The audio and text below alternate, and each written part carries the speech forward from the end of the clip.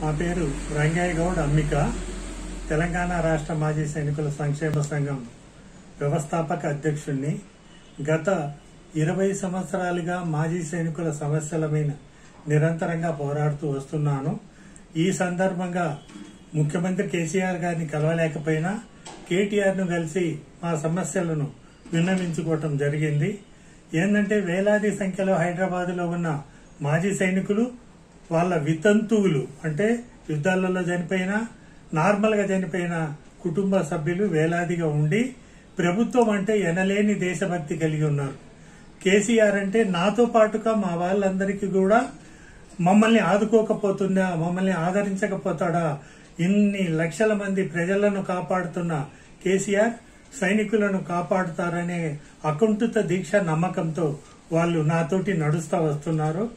ఈనాడు ముఖ్యమంత్రి కేసీఆర్ గాని కేటీఆర్ గాని మాజీ సైనికుల మీద కనీస వాత్సల్యం అంటే మన తెలంగాణ ముద్దు బిడ్డలుగా వాళ్ళను భావించి వాళ్లకు 2001లో కేటాయించిన రంగారెడ్డి జిల్లా కలెక్టర్ 46 ఎకరాలు అయితేనేమి, అదేవిధంగా వార్ విడోస్ కు 218లో హైదరాబాద్ కలెక్టర్ గారు స్పందిస్తూ తెలంగాణ వితంతు మహిళలకు ఇళ్ల స్థలాలు ఇచ్చి, అదేవిధంగా లేదు అన్నమాటతే డబుల్ బెడ్రూమ్ ఇచ్చి ఆదుకుంటామని ఆయన ప్రకటన ఇస్తూ మాకు లెటర్ ఇవ్వటం జరిగింది.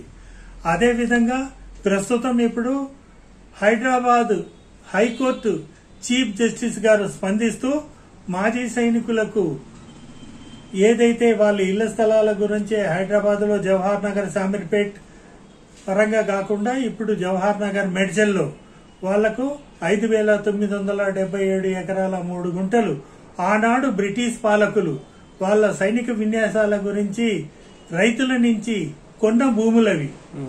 వాళ్ళు వెళ్తూ మాజీ సైనికులకు ఇళ్ల స్థలాలు అనేది పక్కన పెడితే వాళ్లకు పొలాలు పండించుకొని తినటానికి తిండి గింజలు పండించుకునేటానికి ఇవ్వాలి 5 ఎకరాలు అని ఇవ్వటం జరిగింది. ఈనాడు ప్రభుత్వం స్పందిస్తూ మనిషికి 250 గజాలు ఇవ్వాలని మేడ్చల్ కలెక్టర్ గారు రాయటం జరిగింది. నేను ఇవన్నీ తీసుకుని ప్రభుత్వం ముందుకు పోయినాను, పరిశీలిస్తామన్నారు కానీ ఇంతవరకు పరిశీలన ఎంతవరకు వచ్చిందో మాకు తెలియదు. అదేవిధంగా కలెక్టర్ రాసిన